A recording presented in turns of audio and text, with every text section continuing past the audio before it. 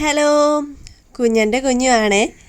അങ്ങനെ നീണ്ട 15 വർഷങ്ങൾക്ക് ശേഷം ഞാൻ ഹൈസ്കൂളിൻ്റെ കലാലയ മുറ്റത്തിലേക്ക് കാലെടുത്ത് വയ്ക്കാൻ പോവുകയാണ്.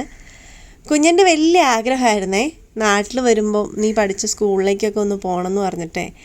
അങ്ങനെ ഈ പ്രാവശ്യം നാട്ടിൽ വന്നപ്പം കുഞ്ഞൻ്റെ ആഗ്രഹം സാധിച്ചു കൊടുത്ത് ഞാൻ അങ്ങനെ സ്കൂളിലേക്ക് കൂട്ടിക്കൊണ്ടുവന്നിരിക്കുകയാണ്. എന്താണെന്നറിയില്ല, വല്ലാത്തൊരു ഫീലിംഗൊക്കെ തന്നെയായിരുന്നു.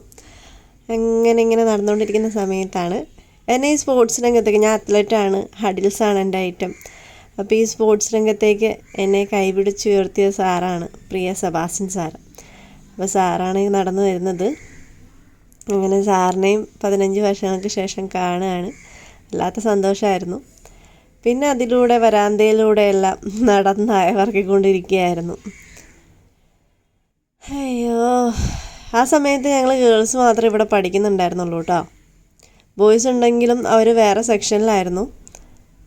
ഞങ്ങൾ ഗേൾസ് മാത്രമായിരുന്നു സ്കൂളിലുണ്ടായിരുന്നത്, ഒരു ക്ലാസ്സിലൊക്കെ ഉണ്ടായിരുന്നത്.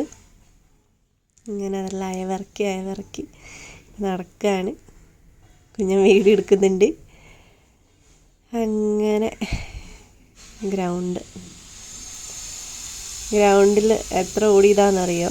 ഇപ്പോഴാണ് സ്പൈക്സും ഷൂ ഒക്കെ ഇട്ടൊക്കെ ഓടുന്നത്. പണ്ടൊക്കെ വെറും കാലിലൊക്കെ ആയിരുന്നു ഓടിക്കൊണ്ടിരുന്നത്. സ്റ്റേജിലൊക്കെ അസംബ്ലിക്ക് എക്സസൈസൊക്കെ ചെയ്ത് കാണിച്ചൊക്കെ കൊടുക്കുമായിരുന്നു.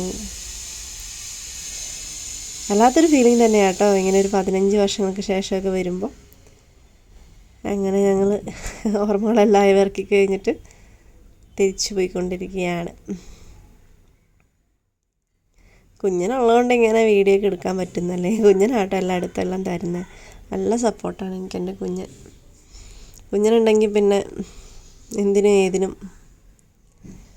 കാണും കൂടെ.